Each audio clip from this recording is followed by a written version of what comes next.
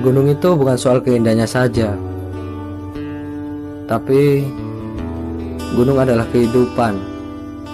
Bahwa kalau mau mencapai puncak teratas, kita harus berjalan dari bawah dan harus melewati banyak rintangan di perjalanan. Bentar. Coba deh kalian rasain sendiri.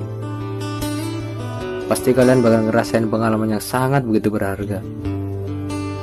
Bahwa hidup itu bukan soal kesuksesan, tapi yang terpenting adalah prosesnya.